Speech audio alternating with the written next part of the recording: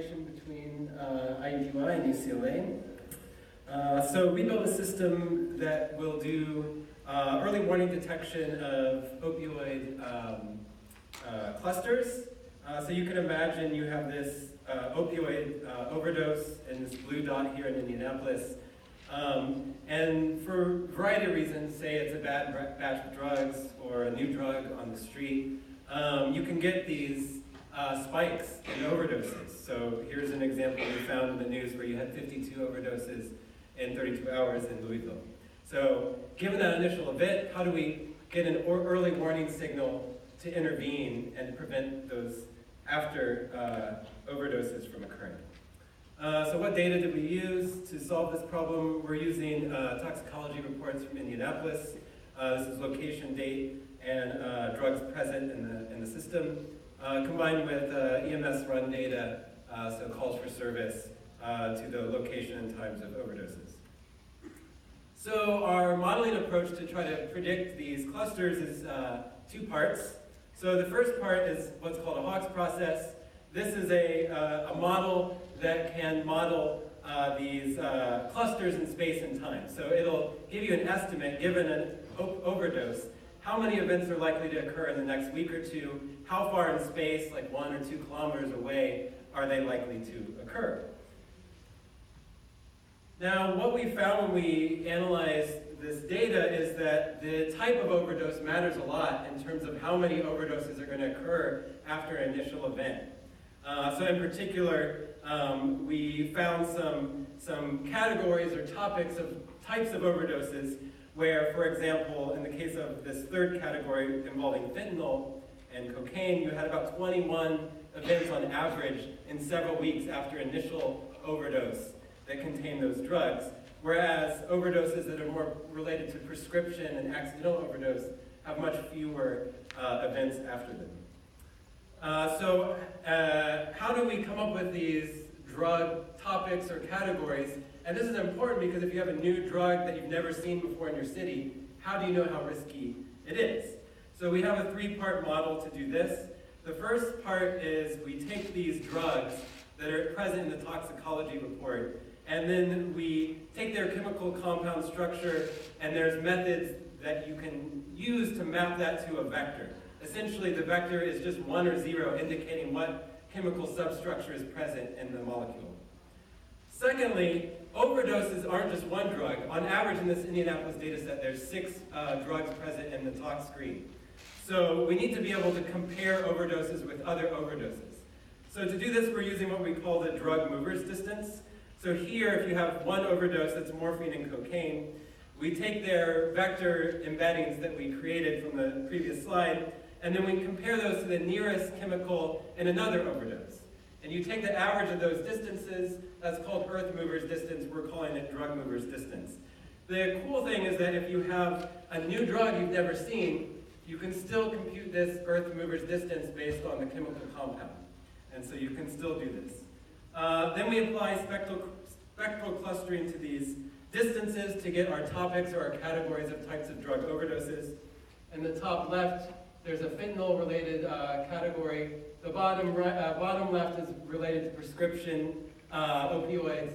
And then the green and the black are involving illicit opioids, one involving alcohol and one involving benzodiazepine. Okay, so we're going to give a quick demo of a little tool we envision. A city like Marin, we heard about yesterday, Matt Willis was saying he wanted to have a tool where he could, in real time, see threats from opioids. You know, how many are we likely to have in the next week? Where should we distribute resources?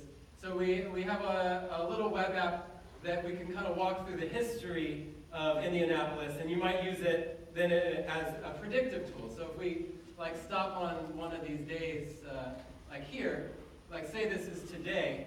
So each of these is an overdose death that we've gotten from a toxicology report.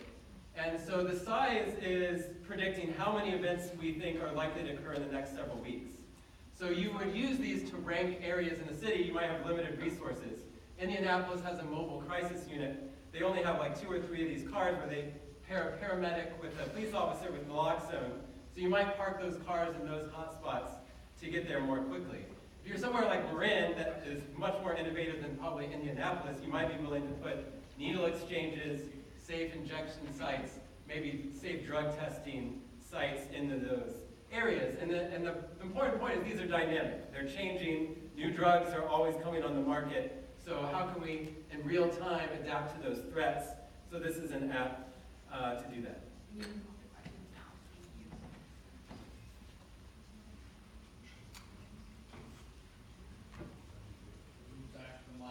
Toxicology reports typically take 45 days to 90 days. It's not really real time. So your model seems to be heavily focused on coroner's data and those toxicology screens. So help me understand that.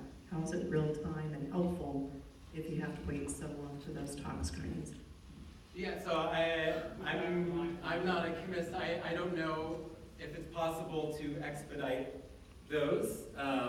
We've heard talks yesterday that said you could, in a minute, have a breath screen and screen for a number of substances. So we are illustrating this with toxicology reports. You could couple it with that sort of breathalyzer as well and do this same sort of thing. So there's still obviously work to be done, but I think that could be solved. Related question, based upon the same problem. If you actually could do this, I see this more as a law enforcement tool than I do as one for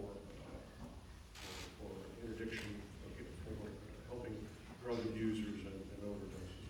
In other words, you talked about putting police and naloxone. I could see also the police would be using it to stake out wheels.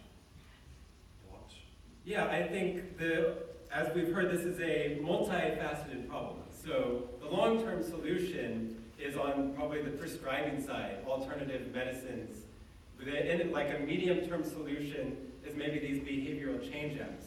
But people are dying like right now.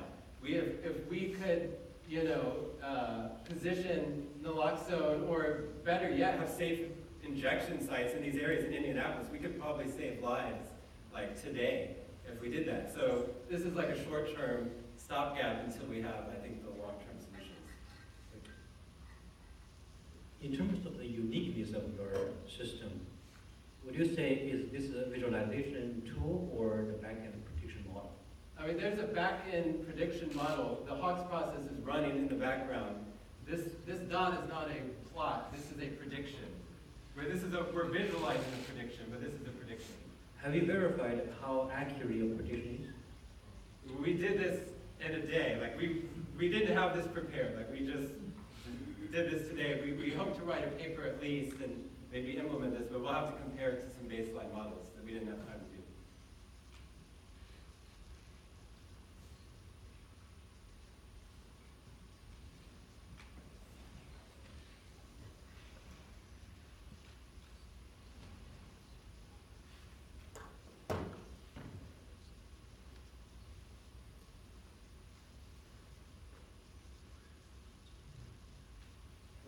We have waiting for a time to run out. So how scalable is your solution? Can you deal with huge amount of data? No, because these Hawks processes like scale quadratically in the number of events. So if you're trying to fit these to Facebook data and you have billions of events, that's not going to be feasible. But for the opioid problem, it is scalable. Because, like, for example, in Indianapolis, they have about 10,000 events, in the data set of overdoses in the EMS database.